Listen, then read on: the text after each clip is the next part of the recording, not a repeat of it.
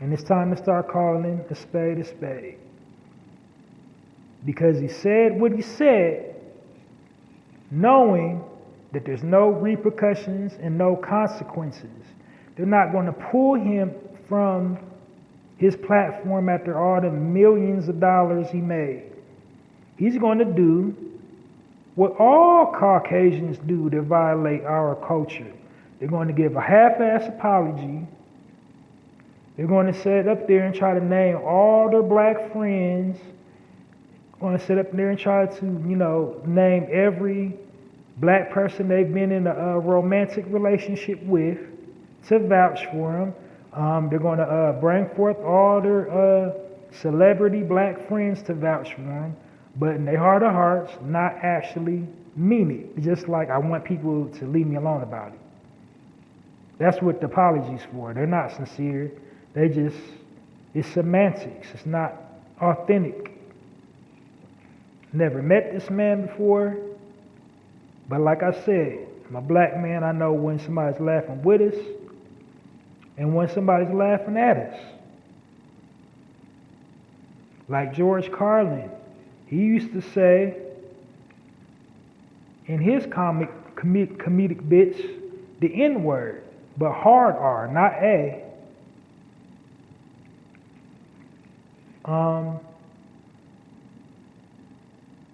And then we seen Michael Richards, a.k.a. Kramer, his stand-up bit.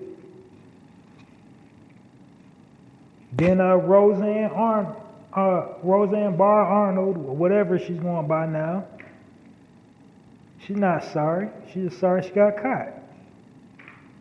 That's something, just nonchalantly she said it. She said that throughout the years. And many of her cast members just said they was just so appalled and outraged, they was cool with it. Because you can just see that on some people. You say that word. I wouldn't doubt a few cast members if they done said it in their time. But it just so happened to come out on social media. So we got to stop giving away passes. We got to stop this turn the other cheek stuff every time they violate. It's like when another black person says something to another black person on social media, the clapback is relentless. Like we don't give up until they wave the white flag and okay, you got me. Like I done seen like podcasters and public figures, they go in, they do like part 1, part 2, part 3. This bitch ass nigga done said this about me. This like 10, like part 1, part 2, part 3, part 4, part 5. Like every other week they talking about this person because they said one thing about you that you didn't like in the interview. I went up to bat for him. I stuck up for him. There was a punk. There was a this. There was a that. And they had the audacity to get on that platform and say this about me and da-da-da-da-da. But when news like this comes, they don't say nothing. So we need to take that same energy that you focus into clapping back at your brother and your sister and start clapping that back at these clowns that violate and apply that pressure. Step on their neck every time they get out of line because they're doing it to us. They're staying on code. Now's the time to stay on code. We ain't got to be friends. You ain't got to like me. Like you seen that movie, the play Fences? I love Denzel, but I think, James Earl Jones did a better job. The hell like got to do with you? What the hell like got to do with it? You ain't got to like me. This is war. This is war. Like half the people in the armed forces, military, Army, Navy, Army, Navy, what's the other one? The Marines. They don't like each other, but they fighting for a common goal. They can't stand the people that they sitting up in them barracks with. You're like, ugh, he's stinky, his armpits. I hate this guy. His breath stink, his armpits stink. They can't stand each other. But they're united as one against a common threat. They discipline together. You think every cop on the street likes each other? But let one of them do something. They're going to uphold that code of the blue. They're going to uphold their brother or sister of the blue. When something's done to a civilian, when civilians come out to speak against their tactics and their ethics, they're going to stay on code. When somebody does something to us, we can't stay on code. We get blinded by the bag. If they flashing up zeros, all right, it's forgiven. Okay, what's next? What's new today? So I'm not saying about griping heart about every teeny tiny thing. No. That's not what I'm saying. Give me more credit than that. Because if you sit up there and have the personality of, anything anybody says against you will offend you, then you're going to be offended for the rest of your life. I'm not saying be so weak and not in control of your emotions to where you're affected by something somebody says about you or thinks about you. I'm saying stand on code, stand on something. Maintain discipline. Stand united. Move on one accord like everybody else moves on one accord. Uphold sovereignty like everybody else. We are sovereign kings and queens, gods and goddesses of this universe, of this planet. And we sitting up there letting them scurry us around like rats.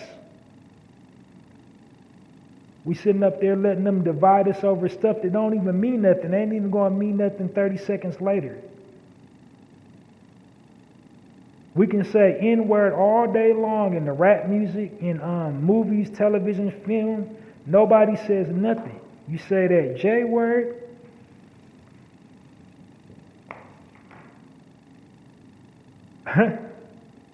you done ignited a bomb. What about my feelings? For years, it took a man getting his neck stood on for 8 minutes for them to finally start taking down Confederate flags that have been up here since this country was conceived.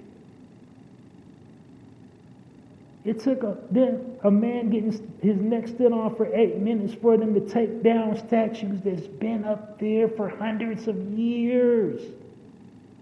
Monuments to slavers.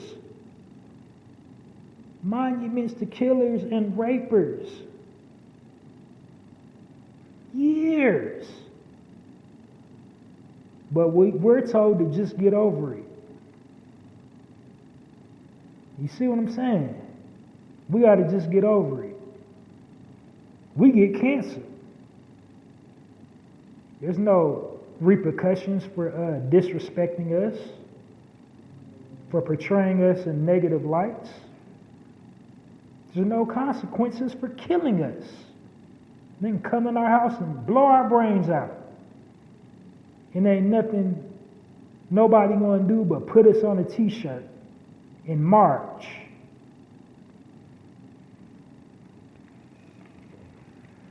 It's time to get off that damn fence and get on code. Wake the hell up. It's time for pressure. So stop posting them big gangster pictures on Instagram with your weapons out and apply that pressure. Because we getting the pressure applied on us. The dope thing about pressure produces diamonds. And we're all gems, you dig? Another thing about pressure, weaker substances can't take pressure. Weaker substances collapse and crumble and dissipate under pressure. So we need to start applying that pressure. Stop laughing it off. Ain't nothing funny. Quit making excuses for them. Quit trying to see their perspective. They don't got no perspective. They said what they said and they stood on it.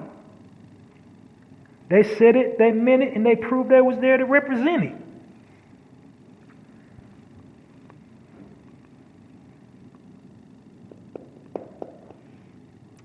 Well, y'all,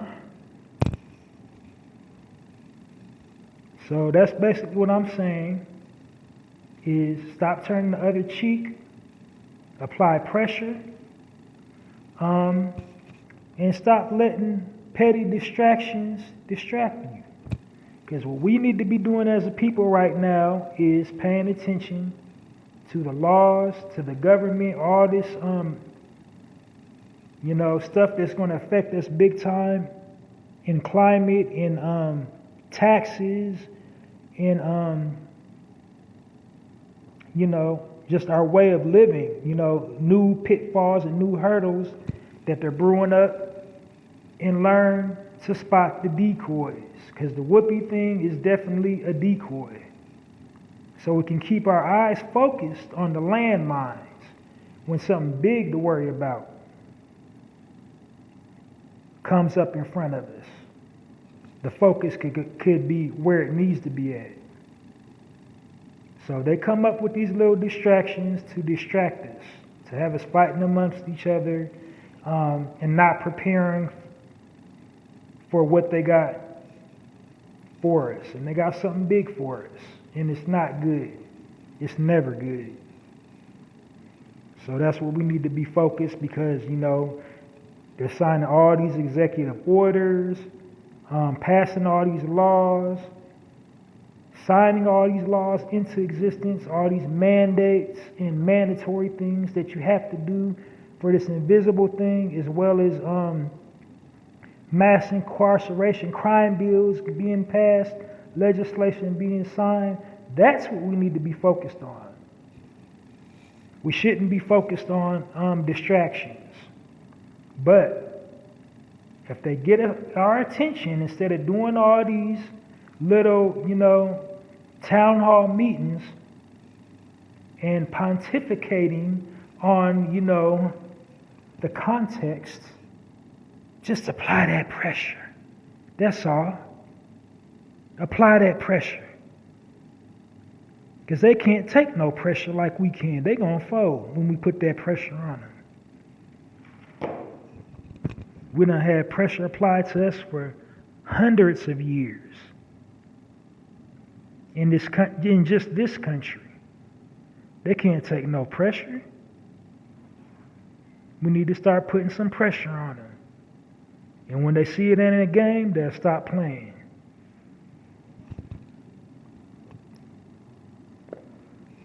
All right. So I'm going to end it here. Stay tuned for a full show this weekend, the Narrative Podcast. Download and like this episode of the Narrative Podcast if you're listening live today. I'm going to share it to my platforms in a bit. So when it gets shared, hit that download button, like Narrative Podcast hosted by Halsey Allen. Word for the day, apply pressure. The party's over, the jig is up. We ain't going no more. No more sympathy, no more empathy. When you violate, we on your neck. Today.